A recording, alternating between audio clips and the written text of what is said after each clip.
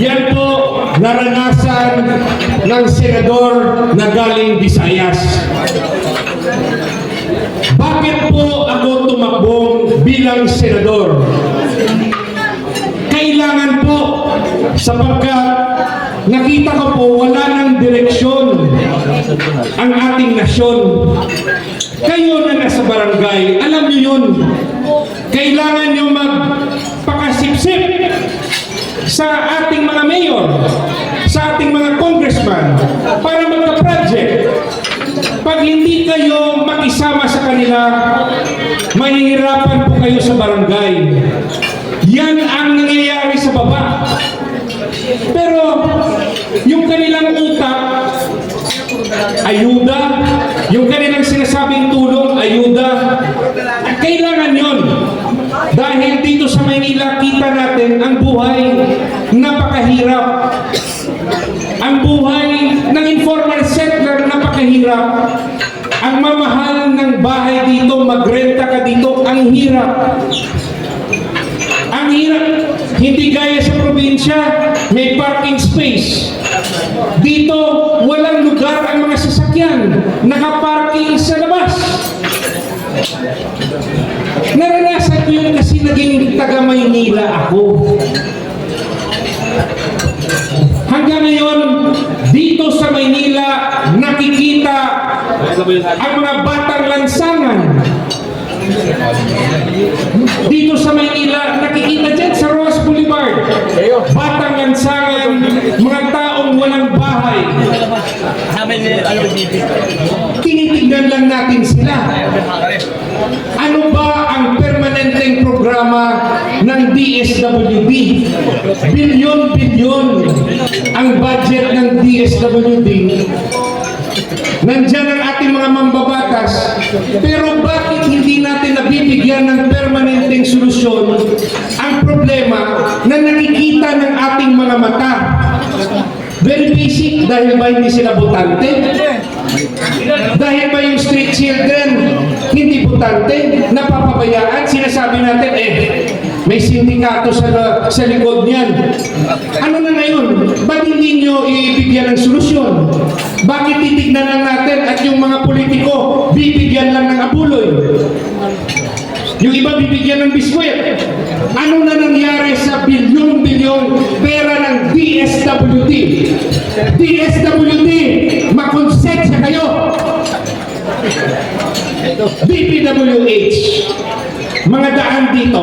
Ang daan ba sa Maynila na maayos? Sinisira ba ng gobyerno? Dito sa Maynila, sinisira ba nila yung maganda pang daan? Ano Manila? Sa probinsya, marami. Sa Bacolod, sa Negros.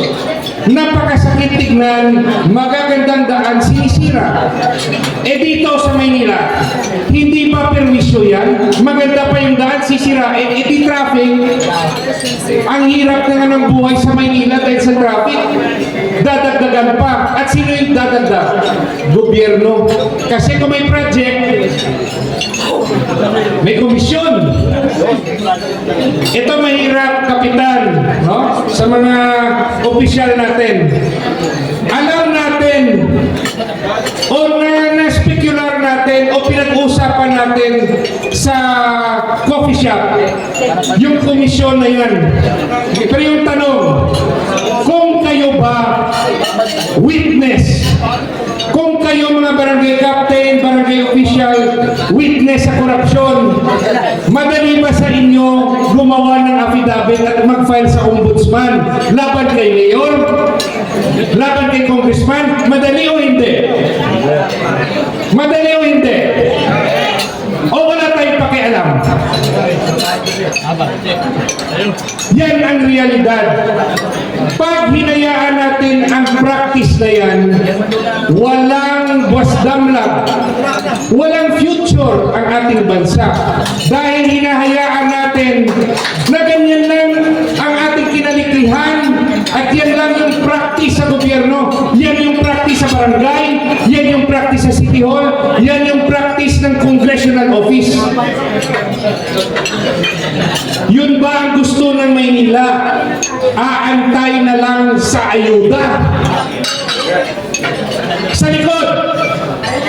Sa mga kumakain sa likod, ano gusto nyo? Ayuda o programa? Ayuda o programa?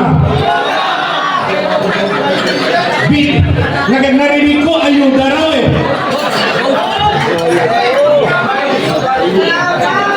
Ang ayuda, okay yun. Okay, hindi ko naman sinasabi, titigilan ng PDP ang ayuda. Siyempre, bibigyan natin ng assistance sa ospital, sa pag-aaral, sa burial. Kailangan yun dahil maraming mahirap. Pero yung hahanapin natin, programa para magkaroon ng permanenteng solusyon sa kahirapan. Habang naghihirap ang tao, bigyan natin ng ayuda, pero dapat magkakaroon ng panahon na magbigay ang gobyerno ng permanenteng solusyon. Ano ba ang permanenteng solusyon? Ayuda pa rin? Ayuda pa rin? Sa lahat ng nakapagsalita ko dito sa Maynila, yung parang napipilitan na parang gusto talaga nila ng ayuda. Ayuda ba talaga taga Maynila? Maynila!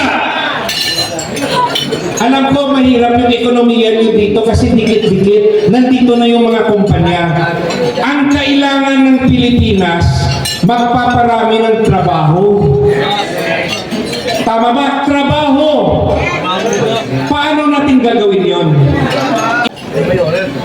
Manilenyo, kilala po ako sa PDP Laban na nagre-representa sa Visayas.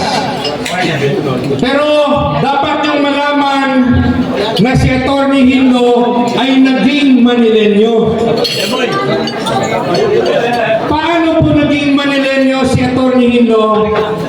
Nung nag-aaral po ako sa UST, nakatira po ako sa Singalong.